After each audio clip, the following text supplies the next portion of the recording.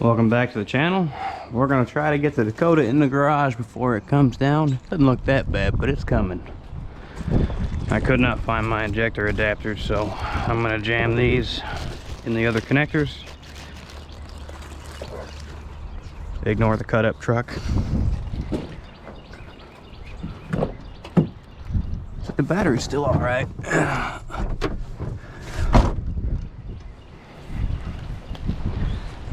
Belt won't be on it, but if I can get it running on enough cylinders to get it in the garage, I'd rather work on it out of the rain.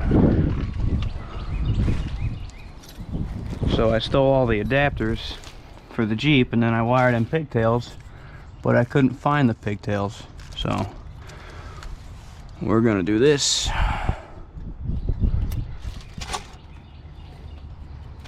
It's only got to run good enough to get in the garage.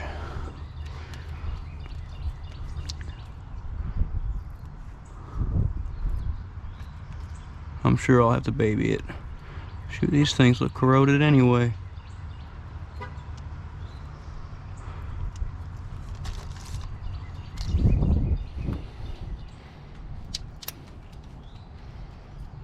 Once we get inside, this is going to be one of the first things we do is solder these in. Let's see, hot is green.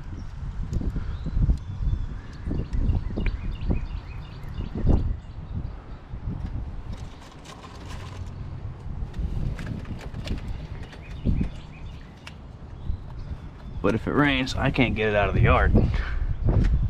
I think it's still going to be hard to get it out of the yard because of the rain we've had. But this is a RT, it's a 99 Dakota RT. It's got a 360. This is a blower off of a 08 GT500's M122. And I made all this crap myself. And tuned it myself with HP tuners. And it's been pretty good. I just don't ever drive it. So I started stealing parts off of it, so now I gotta bring it back.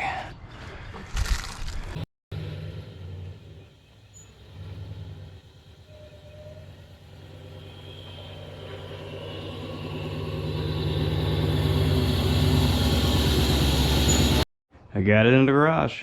It would not move out of the yard by itself. It was just spinning the tires, just sitting at idle. So I had to drag it out with the Jeep. But it's in, running on 7 cylinders. This thing is not nice. I think it's pretty cool. It's a Dakota RT, but it's fast, and that's all that really matters to me. I was a little iffy when I did the Hemi scoop. I was like, this seems a bit extreme, but the truck's kind of extreme. It's not making a million horsepower, but it's got a blower. It's got 12 pounds of boost on a 360. It's pretty damn cool. And I wanted the intake under the scoop, and I couldn't find one that I thought would, you know, look right. And it's a Dodge thing. It's a Dodge type scoop, so that's what I did. Now, I made all this stuff myself here in the garage, the box, the intake, everything. The hardest part was really modifying the kegger to put this plate on it, because essentially it's a gutted keg manifold with a plate welded to the top of it. It's nothing that fancy, but trying to do that stuff in your garage, it's still a lot of work, and that's all my welder wanted. It was sitting, I was wide open. I had it on a hot plate. It was 5-6 hours of welding. So it just more props to that cheap Eastwood welder. It did that. When you're only supposed to run it at max amps for like 5 minutes, something like that, and I did it for 6 hours. And it took a little bit of time getting the pulley system right. Because at first I didn't have this here, and it would every now and again, if you bump the power steering, you know, maxed it out, it spit the belt off, or bounce off the limiter, it spit the belt off. So I got one of these AC delete. There was nothing here anyway, obviously, there's no AC. But I got their delete bracket, and it has this really big pulley, so I got another idler pulley and put it on here, and it had more wrap on the blower, and also it didn't have that big jump going to the power steering. So it made it better. I haven't spit a belt off since.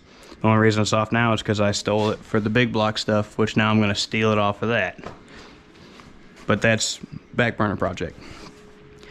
This I want to get back going just because it's been sitting for months. It's probably been sitting for almost 6 months. I'm pretty happy it started right up with those injectors rigged up and only running on 7 cylinders. So it's been a good one, and we're going to try to make it better. But I'm going to get set up and we're going to start soldering some wires. I'm not going to record a whole lot of this, but just a pointer if you're swapping wiring stuff on your vehicle.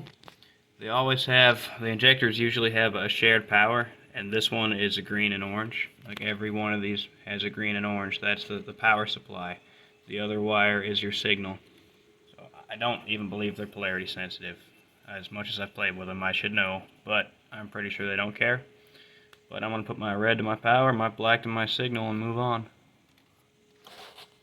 Another tip, whenever I'm soldering things, I'll split the wires into 3 legs, and split this side into 3 legs and interlock them and twist them together so that they hold themselves while you're soldering it. Because you could get helping hands, you could just get a buddy to hold them for you. But I'm by myself, so this is what I do. I've always done it this way. I'm sure it's not NASA approved, but it works fine. And once you got it twisted together, I like these. This one's crap now because I've used it so much. But I don't like the ones with the trigger. I plug this into the extension, throw it in the floor, and it's always hot. Will it last as long? Probably not. But I'm not sitting there waiting. I've tried using one of those battery ones. They suck. You get one of these, throw it in the floor. It's ready when you want it. Alright, this side's all soldered in. Now we gotta get this out of the way to solder those in. I built this intake quite a while ago. I just used a cardboard box and started folding it until it would work and get to where I wanted it. It's still a little tall, but if I made it any shorter, it's going to cause a restriction, kind of. But to keep it from breaking, I use the bolts on the front of the blower snout. So it catches it there. So there's 2 bolts up here. That one's loose. And I got the biggest, I don't know about the biggest one they make, but I got the biggest flat panel filter they had at Walmart at the time. This is big enough, it shouldn't be a restriction, really. They're not enough. Now, that hood scoop's so big, if they make a bigger one, I will make a bigger box. I'm fine with that. I could stack 2 next to each other, but I don't think it's really a problem at this level. I'm not even sure we're ever going to get to a level that it's going to be a problem. I've been debating doing a Hemi swap just because, like, nice headers for this thing, unless I build a set, which I really don't want to do.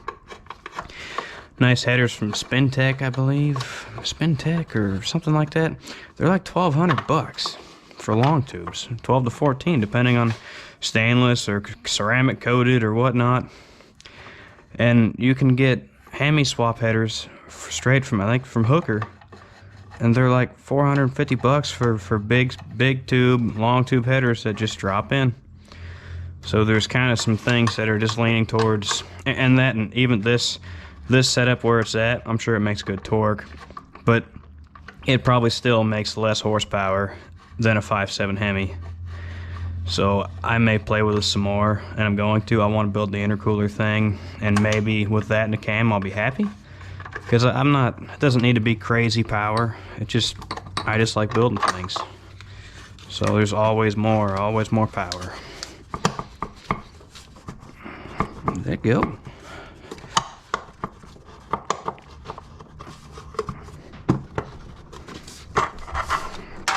I bet that's glued to it because I stuck this thing in when it was not necessarily dry. Oh, there we go. Yeah, it did glue itself to it just a bit.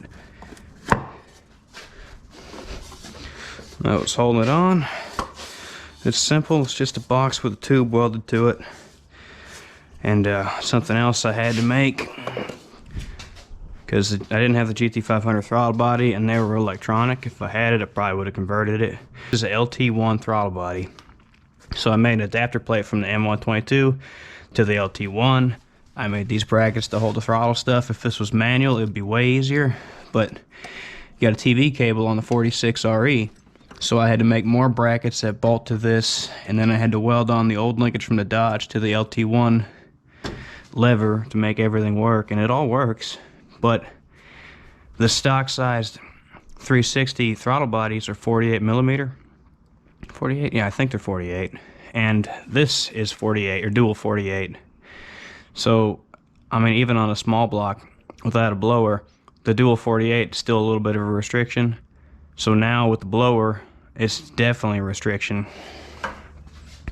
And I can get a throttle body like this design for an LT1 that's a monoblade. It's really expensive, and you can get up to like a 50, maybe dual 58. Really big. You can get pretty big.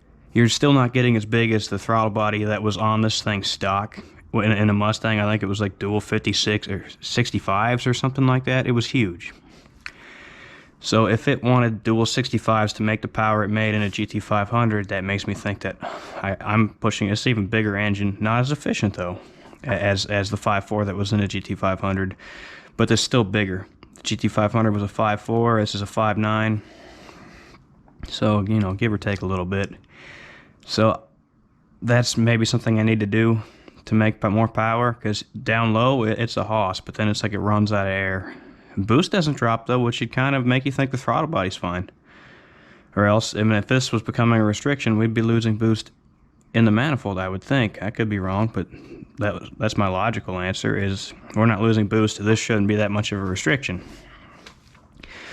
But it gets really hot, so we're going to get this thing going. I'm going to do some more thinking and some measuring and figure out where to buy a water to air core.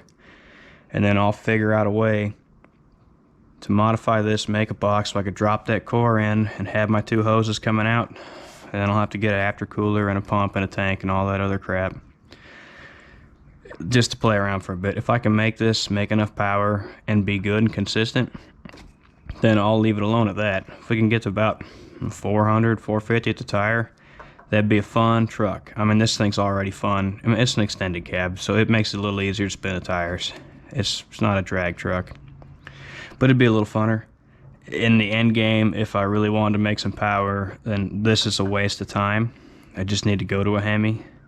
But I've got so many other projects now, like the 240, I want to make a decent drift car. I want to manual swap it. It's already got a 1UZ. I want to turbo it. I really need to get a drag car going, just because all we have locally in my area is a drag strip. So we got Nyotas kind of close for the drifting, and I need something for the drag strip. So I've also got possibly another project. I've got a 5.3 in the floor and an AR5 trans, and I've got a free Volvo wagon. I may make that my play drag car.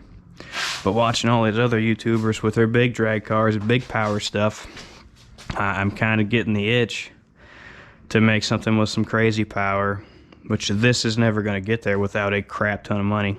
If I shove an LS in it, it'd be easier and cheaper to make more power. I shove a Hemi in it, cheaper and easier. Not as cheap as the LS though. I hate being that way, but LS is great. It's cheap. That's why there's one on the floor. Anyway. Now we're gonna solder these on. Also, I had some other stuff, some trial and error stuff, wiring things in. This is using a SRT4 map sensor. It's a 2 1/4 bar. I don't plan on upping the boost any more than it's already at. And I think learning from my Jeep with the Honda map sensor, the 1 3/4 bar, I really think I'm gonna swap it out. It maxes out at 11 PSI, which is really close to what this does. And whenever I do anything to the engine to make it more efficient, boost is going to drop. And then I'll be playing in that range with better resolution. And the whole resolution thing, people don't understand. Like, well other cars do it, and they've run 35 pounds of boost. Like, that's great. And it'll work. You just leave them a little rich. In between cells, it's not going to care. But it's not perfect. None of it's perfect. So the more resolution you can use, the better. Like right now with that map sensor, there's like 3 or 4 cells that aren't in boost. So it's always close enough. It's never right. But it doesn't really matter. A little rich is fine for anybody else doing that. But if I can make my life easier putting a map sensor that caps out at the amount of boost that I want to cap at, solved. Much easier. I'm gonna get those swapped out, get those butt connectors off of there, get that soldered in, and then we'll route the parts back off of that. Throw on here the power steering pulley and the tensioner. And then we'll get to hear it run again. It's all back together. Forgot to mention this is I modified the tensioner to have more swing in it. But it's all back on. We'll see how it does. We'll let it warm up before I take off to the store.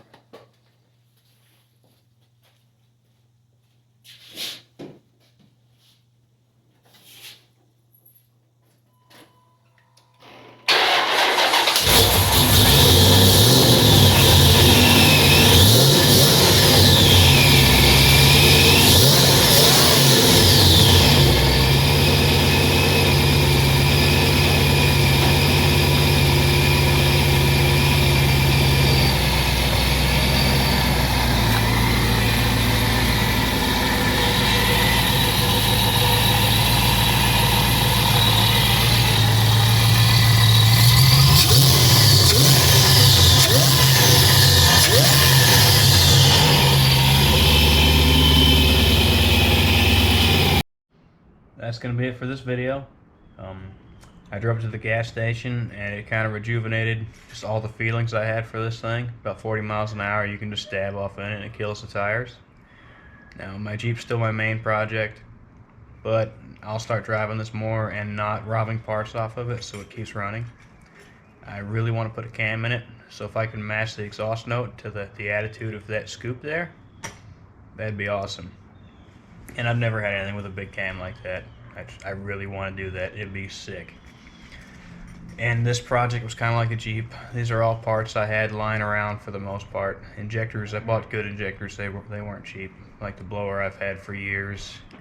And besides my own time, I've probably got maybe $2,000 in this thing, maybe $2,500. And it's fun. So we'll keep playing with it.